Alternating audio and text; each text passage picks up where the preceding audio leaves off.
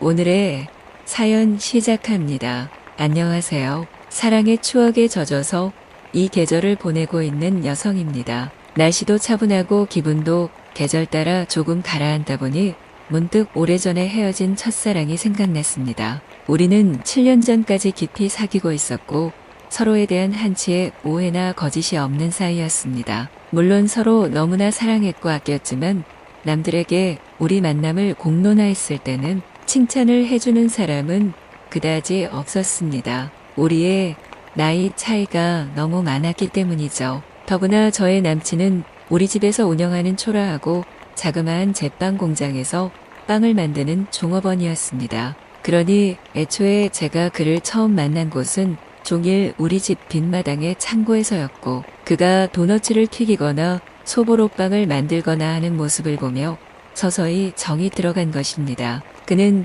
저와 띠 동갑도 훨씬 넘는 나이를 가진 아저씨였고 저는 고등학생이었습니다. 그리고 우리는 그때 이미 서로에 대해 인간적인 호감을 가지고 있었습니다. 그는 언제나 가난했습니다. 아빠가 돈에 유달리 인색해서 그가 일하다가 재료를 실수로 낭비하면 월급에서 그만큼 공제하기도 했고 더욱이 돈 여건이 되지 않을 때는 몇 달씩 월급을 미뤘다 주기도 했기 때문이죠. 그는 공장에 딸린 방에서 기숙하며 일했던 데다가 워낙에 일이 바빠서 밖에 나갈 상황도 잘 없었기에 돈 쓸 시간도 없었으니 아빠는 아예 그를 그다지 염두하지 않은 채 공장을 운영하고 있기도 했습니다. 그리고 저는 그런 순박한 남자가 마음에 다가오던 사춘기 시절이었고 그는 그런 소녀의 마음을 훔칠 만큼 꽤 잘생기고 몸도 근사했습니다. 엄마가 밥을 해서 공장에 갖다 주라며 제게 넘겨주면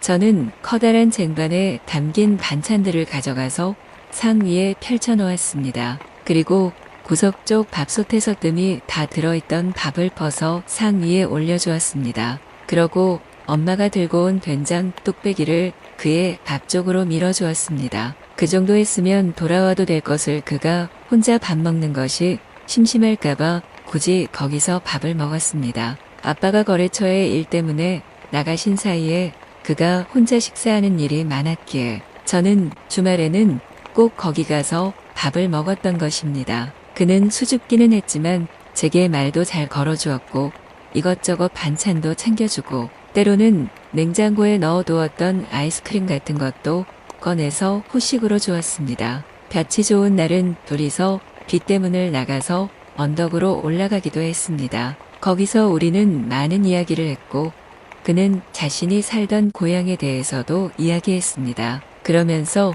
자신의 연애담도 아주 살짝 근엄하게 이야기를 했고요. 그럴 때면 저는 그가 만났다는 여자들이 슬슬 부러워져 갔습니다. 그리고 마당에서 오가다가 우연히 그를 만나거나 하면 심장이 마구 뛰었습니다. 이후로 저의 외모 관심은 이상하게 더욱 늘어가서 살짝 립스틱을 바르거나 파운데이션을 바르고는 뒤뜰의 제빵 공장에 가서 그와 오랜 시간을 보내게 되었습니다. 휴일이 되었을 때 제가 졸라서 데이트 비슷한 것을 한 적도 있었습니다. 그때 같이 놀이동산에 가서 놀이기구도 신나게 타고 점심도 맛있는 것으로 사 먹고 같이 사진도 찍었습니다. 돌아오는 길에 비가 내려서 우리는 근처 카페로 잠깐 피신을 갔는데 저는 옷이 다 젖어서 얇은 여름 옷 위로 내비치는 속옷이 무척 마음에 걸려 어쩔 줄을 몰라 했습니다. 그리고 카페 화장실에서 젖은 옷을 종이 타월로 대충 닦아내며 묘한 설렘을 느꼈고 그 감정이 무엇일지 당시에는 잘 알지 못했지만 제가 몸도 마음도 아주 성숙한 여자가 되어가고 있다는 생각이 막연히 들었습니다. 그날 돌아오는 길에 버스를 타고 제일 뒷좌석에 그와 나란히 앉아가는데 그가 흔들리는 저의 어깨를 살포시 잡아주었던 것도 기억납니다. 무척 떨리던 제 심장 소리와 그에게서 풍기던 낯선 향수 냄새가 아직도 그대로 기억납니다. 아마도 그가 데이트를 위해서 향수를 뿌리고 나왔을 거란 생각은 당시에 전혀 못했는데 지금 돌아보니 그 역시도 두근거리던 그 순간들을 즐기고 있었던 모양입니다. 그러면서 제가 고등학교를 졸업했고 그와는 이미 서로를 바라보는 눈빛이 다른 사이가 되어 있었습니다. 그리고 저는 이제 우리가 성인 남녀로 만나도 되지 않은가 하는 막연한 생각을 수줍게 그에게 말을 돌려서 해보았습니다.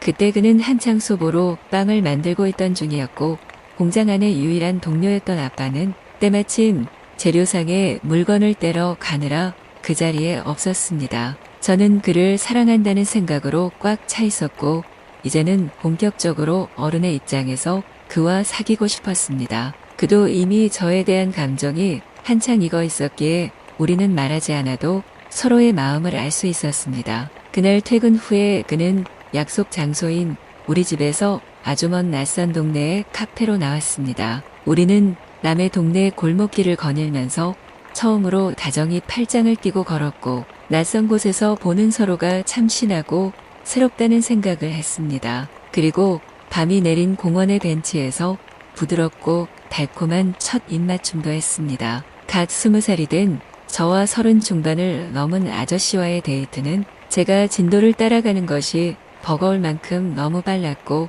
모든 것이 제게는 처음이었습니다. 하지만 그는 저를 어른 대접을 해주며 우리가 막 시작하는 연애에 아름다운 꿈을 계속 꿀 수 있도록 애써주었습니다. 그렇게 저는 사랑의 모든 것을 그에게서부터 시작했습니다. 그러기에 무척이나 의지를 많이 하고 있었고 그가 나이가 많건 우리 집에서 일하는 종업원이건 아무 상관할 이유도 없었습니다. 더구나 사랑이나 인생에 대해 계산할 줄 모르던 20살 남자 하나만 믿고 따라가던 순수하고 아름답던 시절이었습니다. 그리고 몇 년 뒤 우리는 결국 헤어졌습니다. 제가 26살까지 사귀다가 아프게 서로에게 상처를 주며 결국 헤어진 것입니다. 그는 그때 40이 다 된 나이였고 작은 빵가게를 자신의 이름으로 차리고 있었습니다. 우리 집에서는 둘이 사귀는 것을 이미 한참 전에 알았기에 그는 더는 우리 집에서 일하지 못해서